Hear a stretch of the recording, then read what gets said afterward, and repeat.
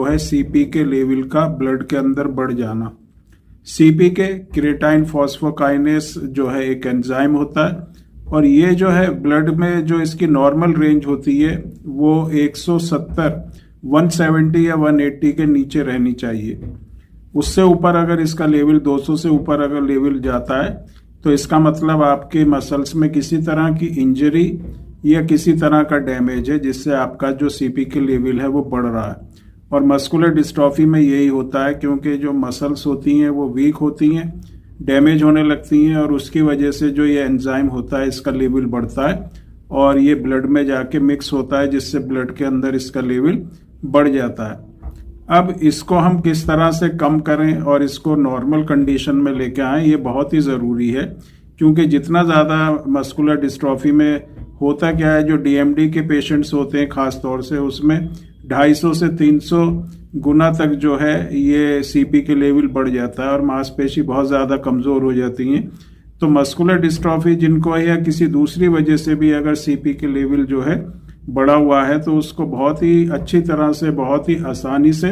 Homeopathic medicine से इसको normal range में ला सकते हैं, और जो मांसपेशी है उसमें हम ताकत भी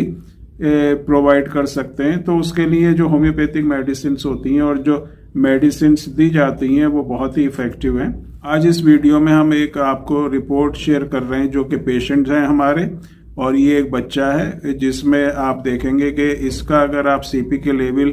देखेंगे तो काफ़ी बड़ा हुआ है। 13,500 के करीब इसका सीपी के लेवल है, और मांसपेशी मसल्स जो हैं कमज़ोर हैं। और क्योंकि सीपी के लेवल जब ही बढ़ता है जब मांसपेशी या मसल्स के अंदर किसी तरह की डैमेज होती है,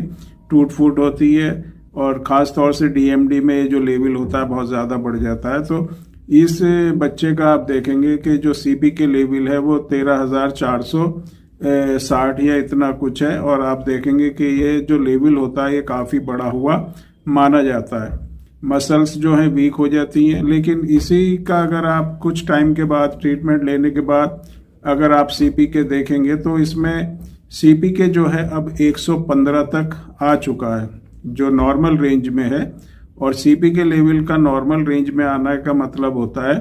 कि जो मांसपेशी में जो डैमेज हुई है वो अब आगे नहीं हो रही है, वो डैमेज जो है रुक गई है। और दूसरी जो चीज़ इसके बाद होती है कि जो डैमेज हो चुकी है उसको रिकवरी किस तरह से करते हैं, तो उसका भी मेडिसिन से जो डैमेज मसल्स होती हैं उसको भी रिपेयर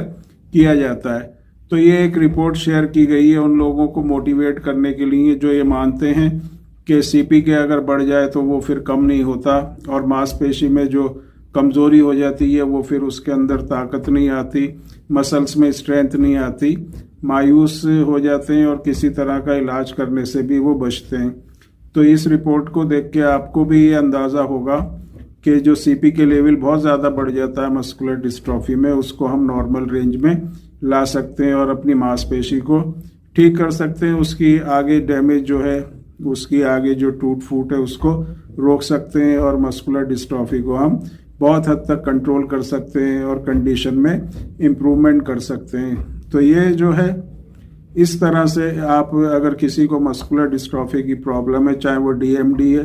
बीएमडी है, एलजीएमडी है या कोई दूसरी तरह की मस्कुलर डिस्ट्रॉफी है, तो एक बार आप जो अपनी डिटेल्स हैं वो हमारे व्हाट्सएप नंबर जो कि डिस्क्रिप्शन बॉक्स में भी दिया गया है उस पर आप शेयर कर सकते हैं। कोशिश करेंगे कि आपका जो सीपी के लेवल है वो भी नॉर्मल रेंज में आए, और आपकी जो मसल्स में वीकनेस है उसमें भी स्ट्रेंथ आपको मिले, और जो आपको उठने में, बैठने में, चलने में बहुत ज़्यादा परेशानी हो रही है उस कंडीशन को हम इम्प्रूव कर सकें।